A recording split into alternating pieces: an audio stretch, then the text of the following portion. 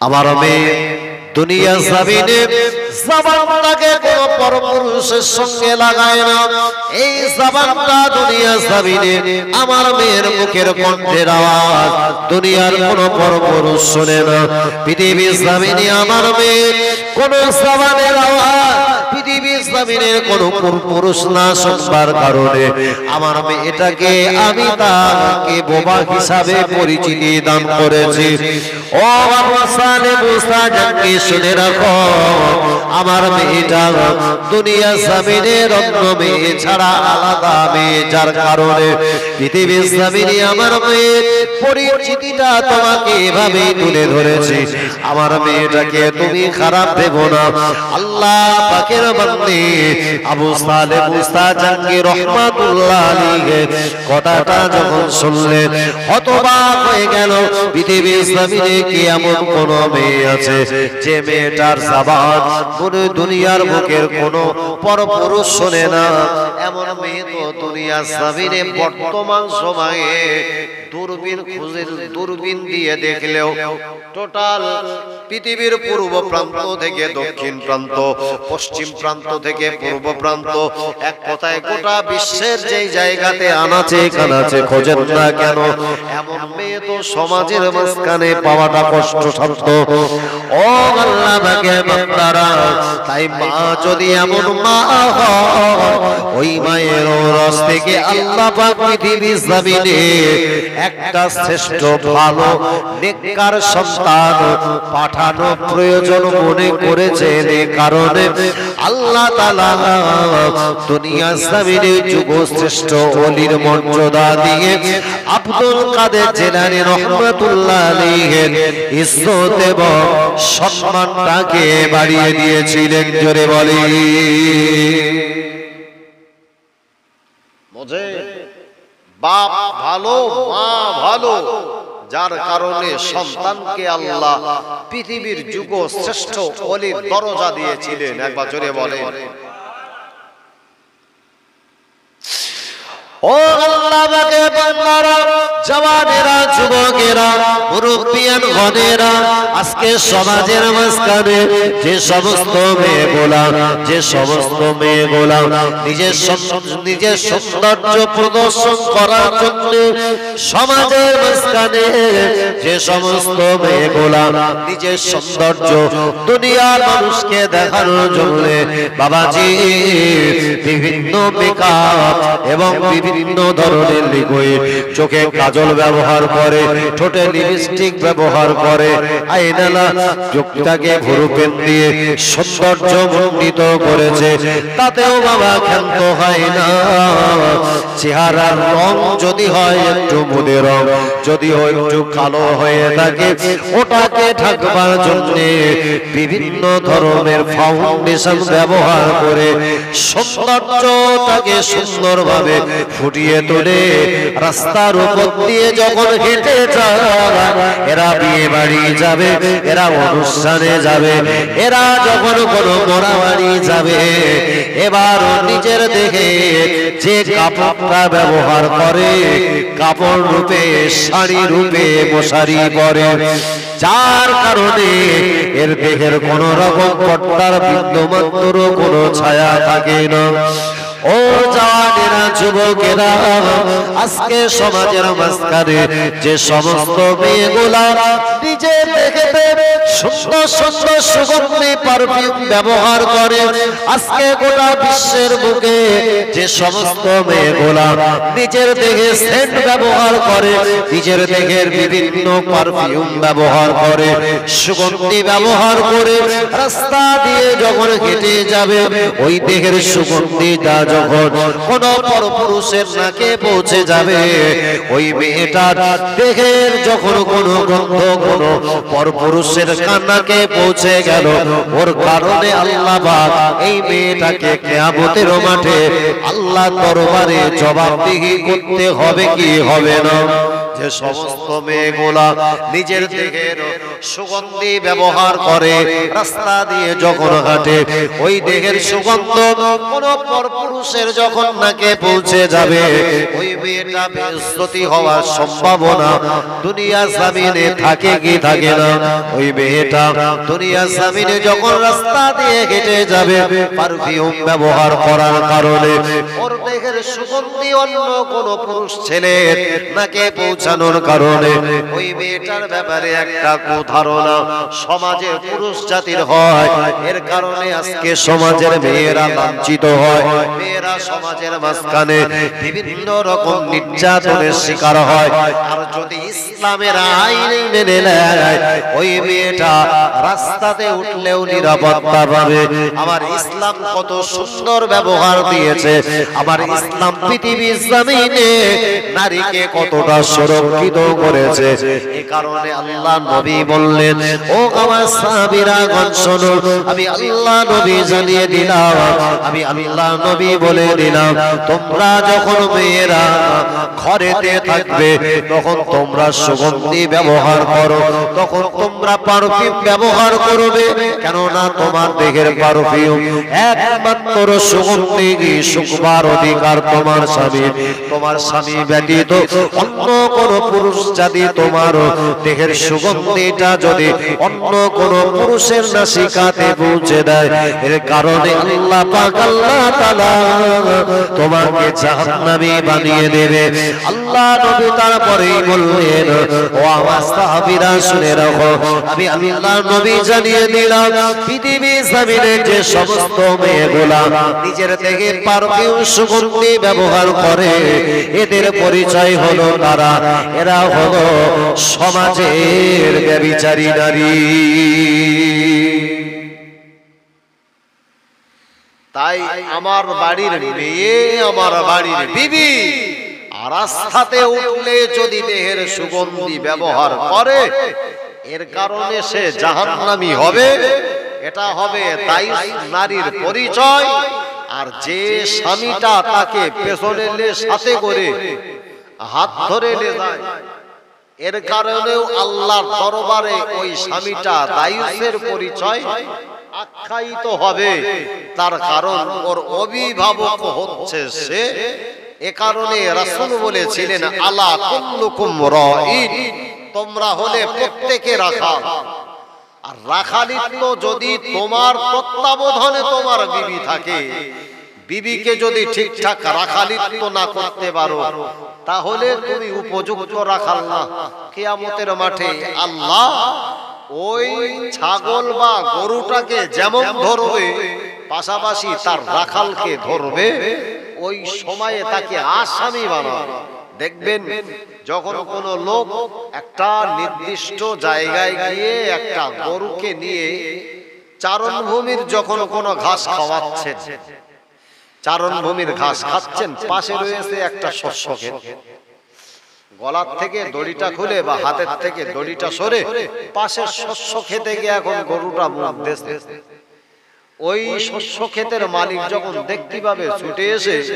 এই গরুটারে আজে বাজে কথা বলে না, যে পাশে দাঁড়িয়ে থেকে খাওয়াচ্ছিল ওইটারে ধরে। কারে ধরে? রাখাল যে ধরে। তাই রাখালিত্ব ঠিকঠাক যদি না হয় কিয়ামতের মাঠে আল্লাহ আমাকে আপনাকে কিন্তু ছেড়ে দেবে না। আমার ভাইয়েরা, অবশ্যই আমাকে জানতে হবে। আল্লাহ রাসূল বলেছে, আলা কুল্লুকুম রাঈন ওয়া কুল্লুকুম মাসউলুন আন রাঈয়াতিহি। রাখালিত্ব ঠিকঠাক করো। ও জানেরা, যুবকেরা, সমাজের মাঝখানে আজকে যে চরম বেহায়াপনা তা লক্ষ্য করে দেখবেন, গোটা সমাজের মাঝখানে চরম বেহায়াপনায় ভরে গেল। আজকে সমাজের মাঝখানে যে সমস্ত মৃত বাড়িগুলা, যে সমস্ত বাড়িগুলাতে কোন মৃত মানুষ মারা গিয়েছে, ওই মৃত বাড়িতে যতটা পুরুষের উপস্থিতি না দেখবেন, তার চাইতে নারী তথা পুরুষের থেকে মেয়েদের উপস্থিতিটা কম থাকে না বেশি থাকে? একটু বেশি জবান ছেড়ে বলো। একটা মৃত বাড়িতে মেয়ে কি করবে, বিবিটা কি করবে? সে তো কখনো মাটি দিতে যাবে না, সে তো কখনো ওই মৃত মানুষটার জন্য জানাজার নামাজ আদায় করতে যাবে না। যখন আমাদের কোনো দুঃসম্পর্কের আত্মীয় কুটুম্ব মারা যায়, বাড়ি থেকে বিবিটার ওই সময় স্বামীকে বলে যায়, তোমাকে গিয়ে লাভ হবে না, বরং আমার সঙ্গে ভালো খাতির আমার নানার খালা আপন চাচাতো বোন, সুতরাং আমাকে যাওয়া একান্ত কর্তব্য এবং জরুরি মনে করে স্বামীটাকে ঘরে শুইয়ে দিয়ে বিবিটা ওই সমস্ত মৃত বাড়ি গিয়ে ও যখন মৃত বাড়িটাকে মাপ করে বেড়াচ্ছে, অনেক সময় লক্ষ্য করে দেখবে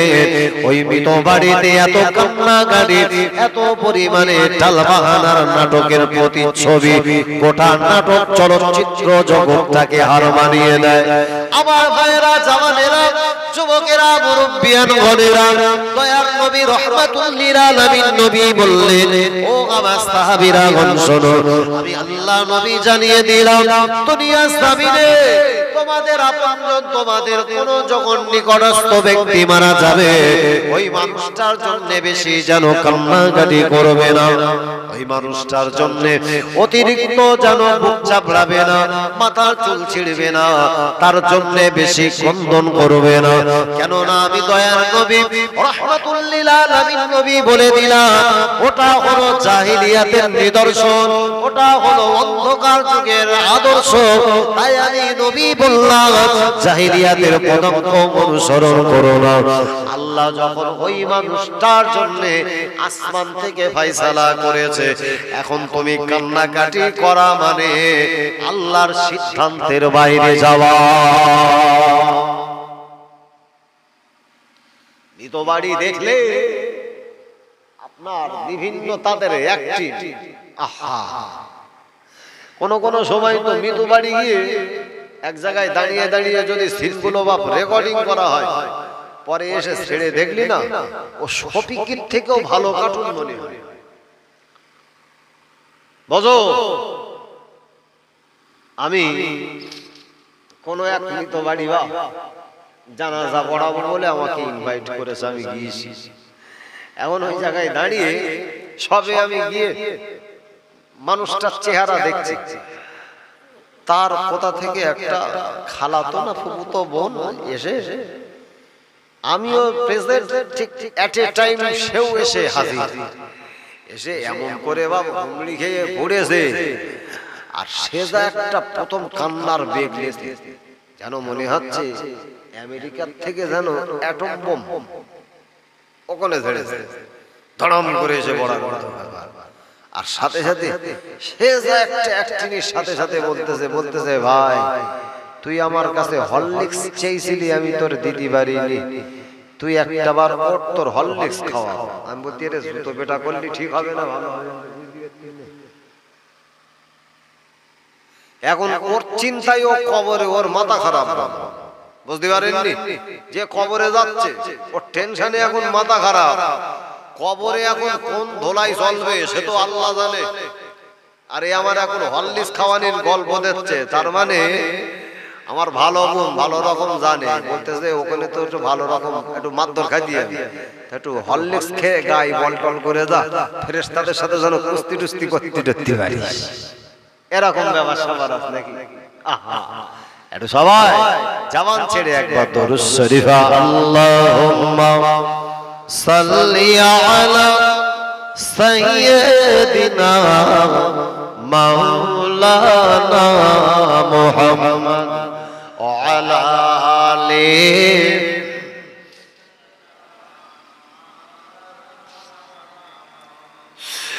ওই পাহাড়কে যদি প্রশ্ন করো,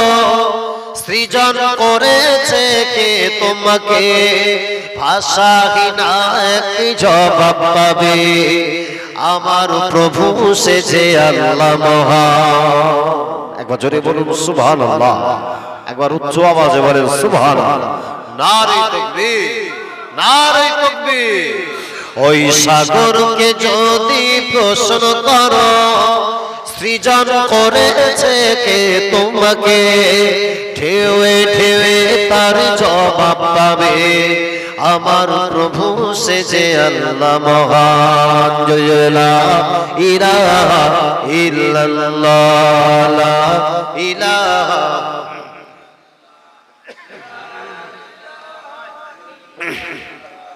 লা ইলাহা মুহাম্মাদুর ওই পাহাড় বলো নদী সাগর বলো সবই যে তোমার দয়ায় ফুরান ওই সাগর বলো নদী পাহাড় বলো সবই যে তোমার দয়ায় ফুরান সে যে আল্লাহ মহান আল্লাহ আল্লাহ মহান আল্লাহ জোরে হবে না সুবহানাল্লাহ আরো জবান ছেড়ে হবে নারে তাকবীর নারে তাকবীর সে যে আল্লাহ মহান আল্লাহ আল্লাহ মহান আল্লাহ পাহাড়কে যদি প্রশ্ন করো সৃজন করেছে কে তোমাকে ভাষাহীন কি জবাব পাবে আমার প্রভু সে যে আল্লাহ মহান লা ইলাহা ইল্লাল্লাহ লা ইলাহা ইল্লাল্লাহ সৃজন করেছো এই ধরনী দিয়েছো শত কত নিয়ামত তোমার হাতে এক ইশারায় হয়ে যাবে কিয়ামত যদি বলুন সুবহানাল্লাহ সৃজন করেছো এই ধরনী দিয়েছো শত কত নিয়ামত তোমার হাতে এক ইশারায় হয়ে যাবে কিয়ামত ওই ধরনী বলো আর চন্দ্র বলো সবই যে তোমার দয়ায় ফুরান ওই সাগর বলো নদী পাহাড় বলো সবই যে তোমার দয়ায় ফুরান সে যে আল্লাহ মহান আল্লাহ আল্লাহ মহান আল্লাহ সে যে আল্লাহ মহান আল্লাহ আল্লাহ মহান আল্লাহ জয় লা ইলাহা ইল্লাল্লাহ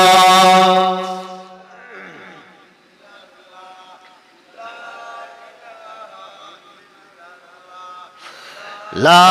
ইলাহা ইল্লাল্লাহ লা ইলাহা ইল্লাল্লাহ লা ইলাহা ইল্লাল্লাহ মুহাম্মাদুর রাসূলুল্লাহ আমার ভাইয়েরা জওয়ানেরা যুবকেরা মুরব্বিয়ানেরা মুক্তাসার করব মুক্তাসার করার আগে আমি একেবারে এট লাস্ট টাইমের দিকে আমি আমার গন্তব্য স্থানের দিকে এগিয়ে যাচ্ছি আমার ভাইয়েরা জওয়ানেরা যুবকেরা মুরব্বিয়ানেরা গোটা বিশ্বের মুখে যখন আমি আল্লাহর শ্রেষ্ঠ পাঠানো একজন মানুষ হিসাবে রব্বুল আলামিন আল্লাহ পাক আমাকে যখন মানুষ হিসাবে দুনিয়ার জমিনে পাঠিয়েছেন তারপরে দুনিয়ার জমিনে আমার নবী বিশ্ব নবী মুহাম্মদ সাল্লাল্লাহু আলাইহি ওয়াসাল্লামের উম্মত করেছে আমার ভাইরা জওয়ানেরা দুনিয়ার জমিনে আল্লাহ আমাকে কতটাই শ্রেষ্ঠ বানিয়েছে ওই শ্রেষ্ঠত্বটা যদি রব্বুল আলামিন আল্লাহ পাকে উপযুক্ত তার নির্দেশ অনুযায়ী না চালাতে পারে এহ জগতে আল্লাহ পাক রব্বুল আলামিন বেঈমান বেদিনদের দ্বারা আমাদেরকে অত্যাচারিত করবে আমার ভাইরা জওয়ানেরা যদি আল্লাহর নির্দেশটা মেনে নেওয়া হয় আল্লাহর হুকুমকে যদি মেনে নেওয়া হয় এহ জগতে আল্লাহ শান্তি দেবে মরণের পরে আল্লাহর কঠিন আযাবে জাহান্নাম থেকে আমাদের রক্ষা করবে বিশ্ব নবী রাহমাতুল লিল আলামিন নবীর প্রতি রব্বুল আলামিন আল্লাহ পাক কোরআন কারীমে আল্লাহ পাক রব্বুল আলামিন আল্লাহ তাআলা তাআলা যে কোরআন নাযিল করেছেন ওই কোরআন কারীমের 2 নম্বর পারা সূরার নাম হলো সূরাতুল বাকারা আয়াত নম্বর হলো 208 রব্বুল আলামিন আল্লাহ পাক রব্বুল আলামিন তিনি জানিয়েছেন ইয়া আইয়ুহাল্লাযীনা আমানু ওগো আমার ঈমানদার বান্দারা ও আমার ঈমানদার মুসলমানেরা আমি আল্লাহ পাক জানিয়ে দিলাম উদখুলু ফিস সিলমি কাফা তোমরা পরিপূর্ণভাবে ইসলামে প্রবেশ করো ওয়ালা তাত্তাবিউ খুতুওয়াতিশ শাইতান বান্দা যেন খবরদার শয়তানের পদঙ্ক মানবে না শয়তানের পদঙ্ক যদি মানো দুনিয়ার জমিনে তুমি শয়তানের পদঙ্ক মানবার কারণে বেদিনদের কাছে নির্যাতিত হবে মরণের পরে আল্লাহ জাহান্নামের আগুনের কাঠ হবে এই কারণে আল্লাহ পাক কোরআন কারীমের অন্যতর জায়গায় ঘোষণা দিয়েছে রব্বুল আলামিন আল্লাহ তাআলা বললেন ইয়া আইয়ুহাল্লাযীনা আমানু কু আনফুসাকুম ওয়া আহলিকুম নারা ওয়াকুদুহান নাস ওয়াল হিজারা আল্লাহ পাক আল্লাহ তাআলা ঈমানদার বান্দাগুলোকে ডেকে বললেন হে আমার ঈমানদার বান্দারা শুনে রাখো আমি আল্লাহ পাক জানিয়ে দিলাম আল্লাহ পাক তিনি বলে দিলেন হে আমার ঈমানদার বান্দারা তোমরা জাহান্নাম থেকে বেশি বেশি বাঁচো জাহান্নাম থেকে বেশি বেশি পরিত্রাণ পাবার রাস্তা খোঁজো জাহান্নাম থেকে যেমন নিজেকে বাঁচাবে এবং তোমার পরিবারে তোমার পরিবার পরিজন তোমার সন্তান সন্ততি বিবি বাল বাচ্চা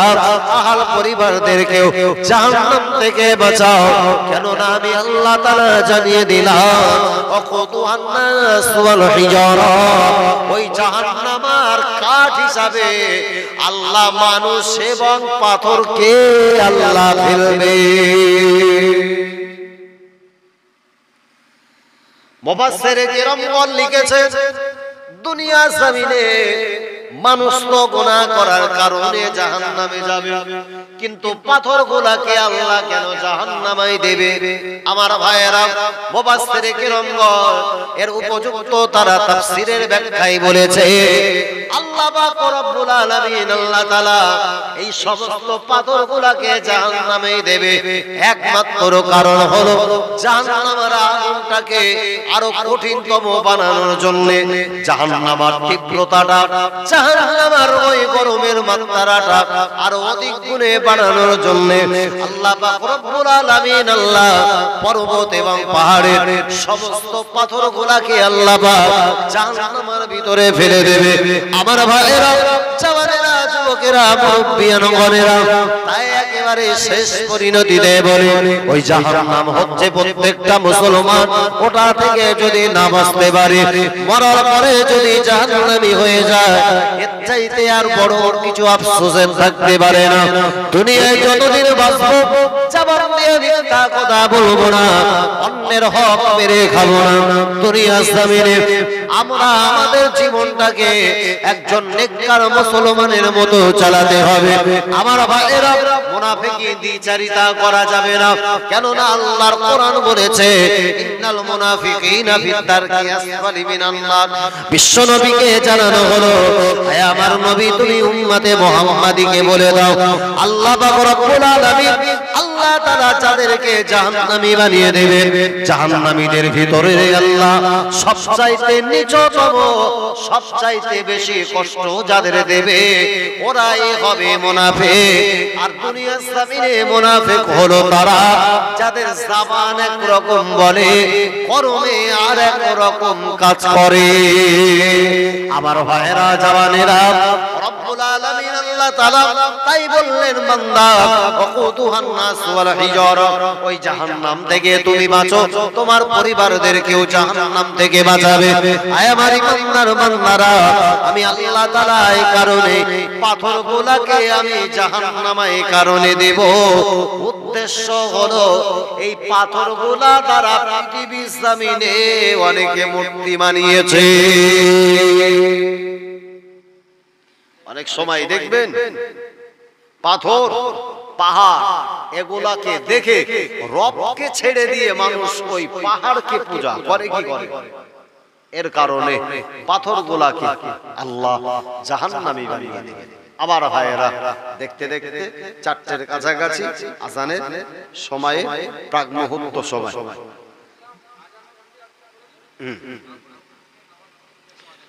আজান কটা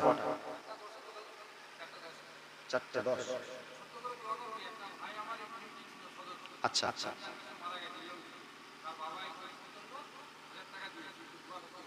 আলহামদুলিল্লাহ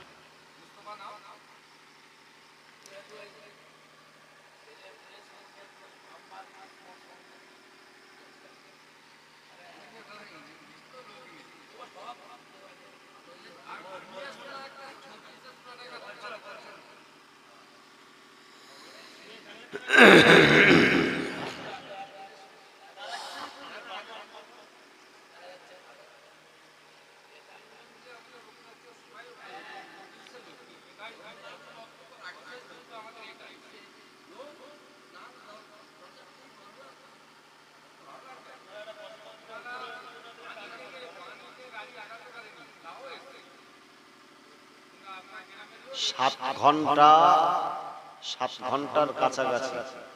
গাড়ি চালিয়ে এসে এখনো পর্যন্ত পাটায় যন্ত্রণা হচ্ছে একভাবে প্রেসার দিয়ে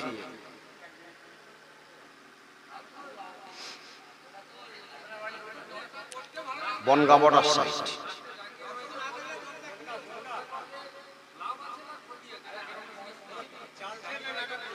জাহাঙ্গীর জালসারি আছে না আইড়া আছে আইড়া বয়ডা আছে ওইদিকে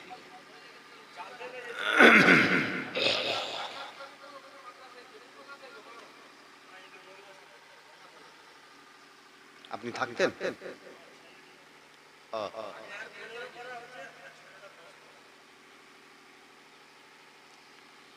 একবার দাঁড়িয়ে নবীর দরবারে একবার সালাম দিই দোয়া সাবরেসানি হবে দেখতে দেখতে কিছুটা আলোচনা 56 হয়েছে 56 একটু দাঁড়িয়ে একবার সালাম দিই ইয়া নবী সালাম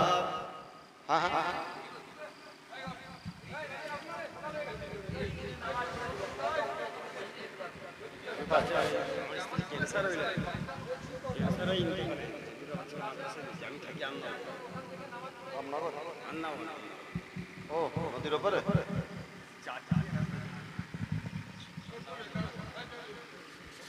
আমি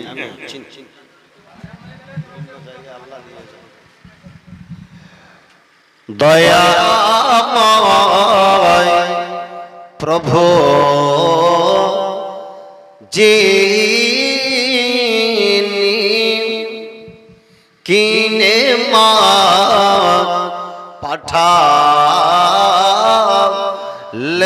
তিনি চিনিল না মক্কার বেদিনী চিনিল বনের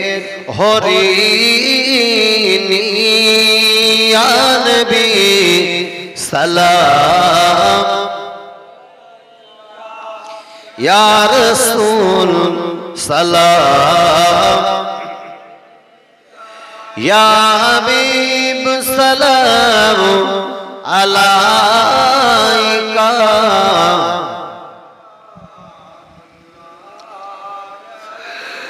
ইয়া রাসূলুল্লাহ ইয়া হাবিবাল্লাহ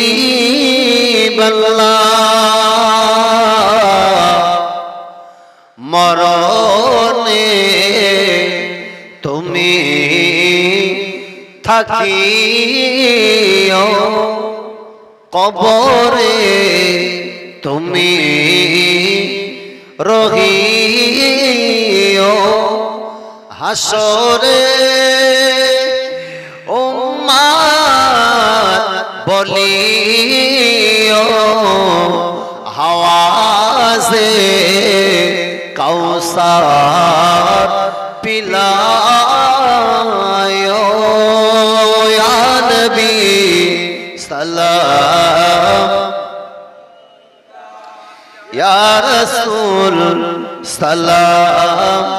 আলাইকা ইয়া হাবিব সালাম আলাইকা সালাতুল্লাহ।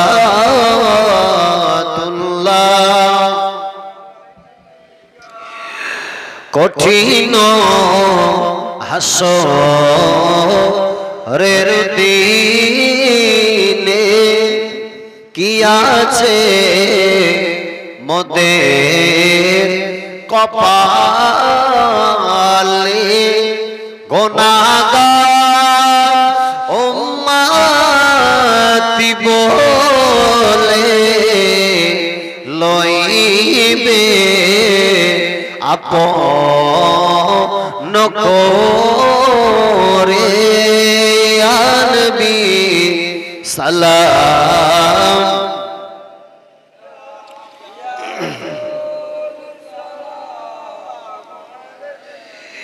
ইয়া হাবিব সালাম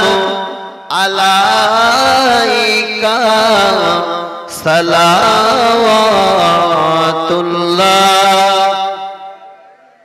বসে যান ইয়া রাব্বি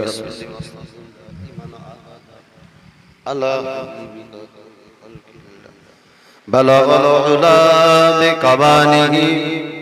কাশাফাত তুজা বিজামালিহি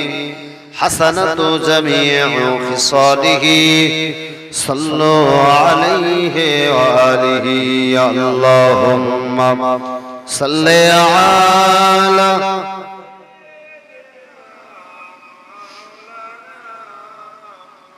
وعلى آل سيدنا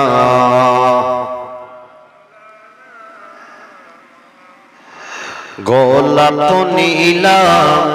গাধা নীলাম নীলাম রজনী গন্ধা মনের সুখে মালা গেথেছি সকাল থেকে সন্ধ্যা। একবার জোরে বলি সুবহানাল্লাহ। একবার দেখা দাও যদি ও গো কামলিওয়ালা, একবার দেখা দাও যদি স্বপ্নে রাত্রি বেলা, হাসি মুখে পরাব তোমার হাজার ফুলের মালা, বলি ইয়া রাসূলুল্লাহ ইয়া হাবিবাল্লাহ ইয়া রাসূলুল্লাহ।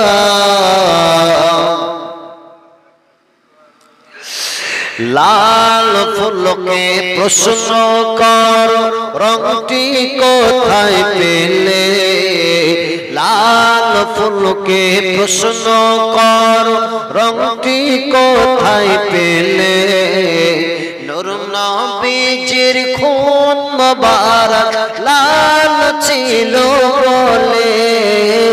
নূর নবীজির খুন মুবারক লাল ছিল বলে, ওই লাল ফুলকে তুলে তুলে কে ফেরা কোলাম মালা, হাসি মুখে পরাব তোমার হাজার ফুলের মালা। একবার দেখা দাও যদি ও গো কামলিওয়ালা, একবার দেখা দাও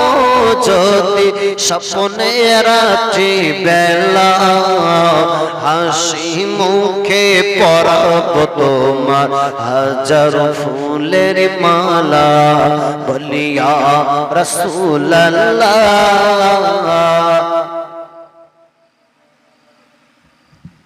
আমার ভাইরা মুক্তাসার করলাম, আজান হচ্ছে।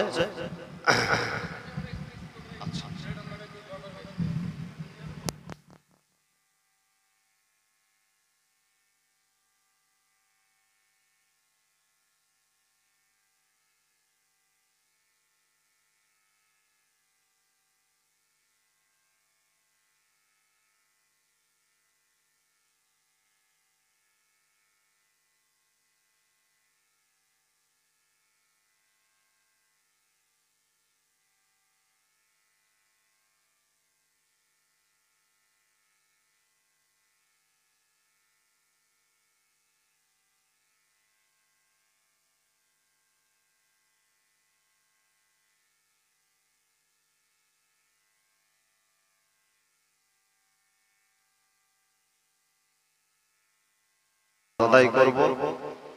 আমার পরপরেই আমাদের উত্তর 24 পরগনা বর্ডার সংলগ্ন আমার অত্যাধিক মহব্বত আপন হযরত মুহতারাম মুফতি জাহাঙ্গীর আলম সাহেব, তিনি আপনাদের কাছে উপস্থিত হবেন। নামাজের পরেই তিনি আপনাদের কাছে তাশরীফ রাখবেন। যারা ইতিবিক্ষিপ্ত ভাবে ছড়িয়ে ছিটিয়ে ছিলাম, ফজরের জামাতের সঙ্গে নামাজ আদায় করেন এবং জলসার শেষ অবস্থাতে সকলে শরীক হবেন। এখন একটি ছোট্ট করে আল্লাহর কাছে আমরা একটু দোয়া করি। আল্লাহুম্মা আমিন। ربنا ظلمنا أنفسنا وإن لم تغفر لنا وترحمنا لنكونن من الخاسرين ربنا آتنا في الدنيا حسنة وفي الآخرة حسنة وقنا عذاب النار رب العالمين الله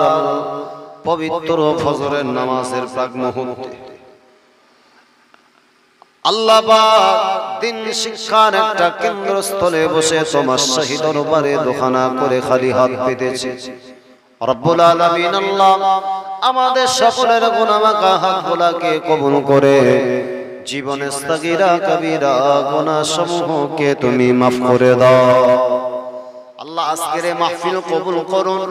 মাহফিলের কমিটি সাহেবানি তাকে দরদি আল্লাহ পাক মেহেরবানি করে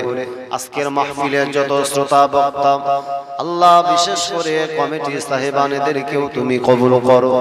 আল্লাহ আজকের যা কিছু মেহমানদারি তাবাররুক সহ যা কিছু সুব্যবস্থা করা হয়েছে, শ্রম যারা দিয়েছে, অর্থ যারা দিয়েছে, বুদ্ধি যারা দিয়েছে, আল্লাহ সকলকে তুমি কবুল করে নাও। আল্লাহ রব্বুল আলামিন আল্লাহ সমস্ত কিছু আমার নবীর কদমের ওসিলায় কবুল করো। আল্লাহ পাক আল্লাহ তাআলা যা কিছু সব নেকি দাও বিশ্ব নবী হুজুরের পাক রহ মুবারকে পূর্ণ সব গুলা পৌঁছে দাও গো আল্লাহ। ও রব্বুল আলামিন আল্লাহ আমার নবীর ওসিলা করে কুল মুমিনিন মুমিনাত দিগের পাক আরওয়াহ পূর্ণ সব পৌঁছে দাও। রব্বুল আলামিন আল্লাহ এ সওয়াব तमाम পৃথিবীর জমিনে অলিতে গলিতে আল্লাহ তোমার যত মুহিব্বিন বান্দা, আল্লাহ তোমার যত আশিক মাহবুব বান্দা যে যেখানে কবরবাসী সকলার পাক আরওয়াহে পূর্ণ সব গুলা পৌঁছে দাও। আল্লাহ পাক বিশেষ করে আমাদের আপনজন আপন আমাদের মহব্বতের মানুষ গোলাম আল্লাহ বিশেষ করে আমাদের আব্বা আম্মা দাদা দাদি নানা নানি পূর্বপুরুষ যারা গহীন কবর নীরব নগরে শুয়ে রয়েছে, আল্লাহ জানি না কার কবরে আযাব হয়, আল্লাহ সকলের আযাবুল কবর গুলা মাফ করে দিয়ে সকলের কবর গুলাকে জান্নাতের টুকরা বলে দাও। ওগো আল্লাহ এই মজলিসের শেষ মুহূর্তে দোয়া চাই এই মহল্লার যত কবরবাসী শুয়ে রয়েছে গো আল্লাহ, আল্লাহ পাক আল্লাহ তাআলা এই মহল্লার চতুর্পাশে যত কবরবাসী জানি না কার কবরে আযাব হচ্ছে গো মালিক, আল্লাহ সমস্ত কবরবাসী দিগের আযাবুল কবর মাফ করে দাও। বিশেষ করে আল্লাহ বিগত রমজানে এই মহল্লা থেকে একটা তরু তাজা যুবক দুনিয়া জমিন থেকে বিদায় নিয়ে কবরের জমিনে বিপদগ্রস্ত অবস্থায় তিনি মারা গেছে। আল্লাহ তাআলা আব্বা বিশেষ করে সন্তানের জন্য দোয়া চাইলেন, আল্লাহ পিতার কাঁধের উপরে সন্তানের লাশের বোঝা বড্ড ভারী, আল্লাহ তার আব্বা জান আজকে এই ফজরের প্রাক মুহূর্তে তোমার কাছে দোয়া উঠেছে। রব্বুল আলামিন আল্লাহ সন্তানের জন্য আব্বার হাতকে কবুল করো। আল্লাহ আমি মুসাফির বান্দা অনেক কষ্ট করে মাহফিলে এসেছি গো আল্লাহ, রব্বুল আলামিন আল্লাহ আমাদের সকলের দোয়াকে তার জন্য কবুল করো। মেহেরবানি করে আজকের মাহফিলের যারা একান্ত পরিশ্রম করে যারা এই মাহফিলটাকে অনুষ্ঠিত করেছে আল্লাহ তাদের দাদা দাদি তাদের আব্বা মা তাদের মায়ের মুরব্বি তাদের আপনজন তাদের পাড়া প্রতিবেশী যে যেখানে কবরবাসী সকলের আযাবুল কবর মাফ করে দিয়ে কবরগুলোকে জান্নাতের টুকরা করে দাও। ও রব্বুল আলামিন আল্লাহ तमाम বিশ্বের মুসলমান দিগের জন্য দোয়া চাই গো আল্লাহ तमाम বিশ্বের মুসলমান দিগের জান মাল ইজ্জত আবরুকে তুমি হেফাজত করো আল্লাহ এই ভারতবর্ষের জমিনে আল্লাহ সাম্প্রদায়িক শক্তিকে তুমি ধূলিসাৎ করে দাও সম্প্রীতি বিনষ্টকারীকে তুমি নষ্ট করে দাও আল্লাহ মেহেরবানি করে আল্লাহ পাক তোমার দরবারে করুণ মিনতি আজকে ফজরের প্রাক মুহূর্তে তোমার কাছে দোয়া চাইলাম গো আল্লাহ যে হাতগুলা তোমার দরবারে তুলেছে এই হাতগুলা একটাবার সকলের জন্য খানায় কাবায় স্পর্শ করার তৌফিক দাও আল্লাহ যে জবান দিয়ে দোয়া করি আল্লাহ আল্লাহ আল্লাহ বলি এই জবানটা দিয়ে একটাবার আমার নবীর মাজারের পাশে দাঁড়িয়ে একটাবার ইয়া রাসূলুল্লাহ বলার তৌফিক দাও صلى الله تعالى على خير خلقه محمد وعلى آله وصحبه أجمعين آمين ثم آمين بحق لا إله إلا الله لا إله إلا الله لا إله إلا الله محمد رسول الله السلام عليكم ورحمة الله